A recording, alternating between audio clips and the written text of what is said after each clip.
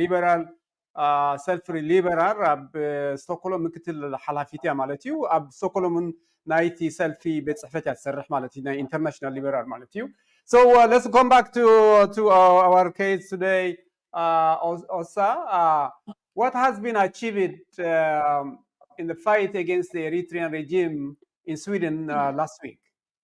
Yeah, actually something very unexpected. About 6 months ago, we posted what we call like a question in the city council for the Social Democrats, asking them to stop, to not let the Eritrean regime use the localities of Stockholm City. And we waited for the answer now for 6 months. And then about 3 weeks ago, we finally got the answer, and it was so bad. It was really, they were saying, we don't see any problems with the economy, with the view of democracy, nothing. So they thought that they should continue to rent out this place to the Eritrean Regime Festival. So, of course, we were very upset, me and my colleagues in the Liberal Party. So we pressured a lot through different articles in magazines. And in the end, several of the editorials were on our side. And I think the pressure just became too big for the Social Democrats, because last Friday, they just turned 180 degrees and said that they will no longer allow this to happen.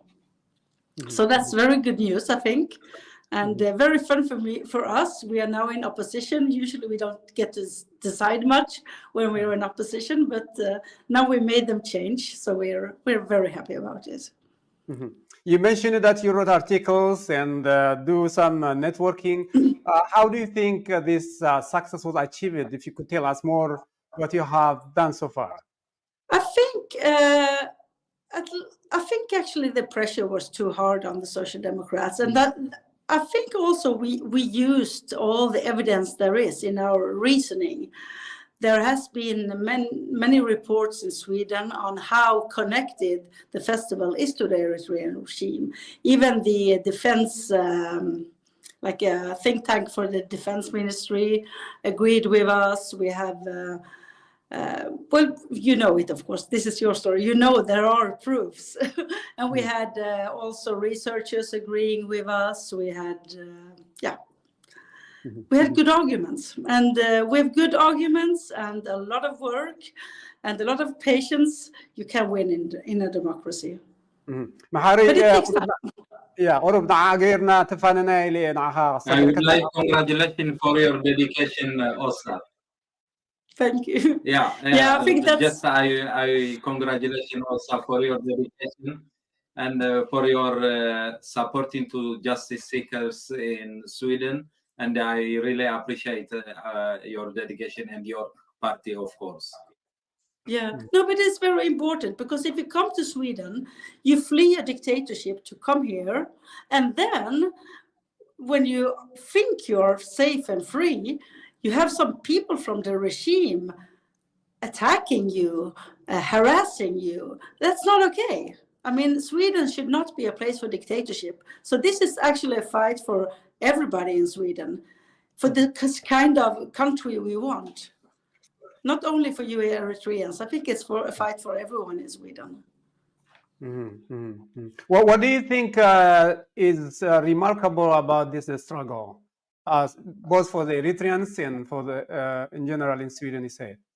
I think it's a problem we have with many countries, actually. We have Russia doing similar things. We have Iran doing similar things. We have China doing similar things towards their former, the people who fled their countries. And they have, we call it transnational repression, and it's quite clear that it happens in Sweden. So do you think this is only concerning the Stockholm, or do you think it has influence in other cities in Sweden? Oh, no. This is all over the place, actually. What I get a lot of reports on is the Eritrean churches across the country, and they exist even in small towns. And in many cases, oppositional Eritreans are not allowed to attend the ceremonies unless they sign a paper saying that they support the regime. And that's just awful. So I think that should actually be the next step in the fight, to make sure that people get to know the truth about these churches, because it's still an issue that's mostly known among Eritreans. And I think, for example, the Swedish church, when they cooperate with these churches, they are not aware. So we need to raise this issue and also make sure that there's no finances going to these churches from Sweden. Mm-hmm. What do you think the 4G or the Force Front, the PFDJ, will do from now on, do you think? I think they will continue on the same. I mean, of course, now it's very obvious when they call themselves 4G, but I think it's the same thing they've been doing for a long time. I've heard stories from 20 years back on how people were harassed and threatened to life even by these people. And it's the same thing they're continuing with. Mm-hmm. Mm-hmm. Mm-hmm. So there is also another success story in Norway. Would you like to comment about it too? Yeah, that was quite fun. In I think about a year ago or 2 years ago, I contacted Ola when we had the festival here in 2022, and then I heard there was another one coming up in Norway. So I contacted Venstre, which is our sister party in Norway, and Ola took on the task immediately, and he has done a great job in proposing, I think it's a policy on transnational repression that is now passed in the Norwegian parliament, and I hope that will make a big change. Mm-hmm. Yeah, excellent. We should not take a long time. What would you like to say to the Eritrean justice seekers in Sweden, Norway, and elsewhere in the world?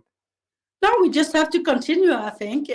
We won some we won some victories now, and I hope we all celebrate and have a good time, and then we continue the work, because this is a long time work and we cannot stop until we make sure that there's no more 2% tax being collected here in Sweden.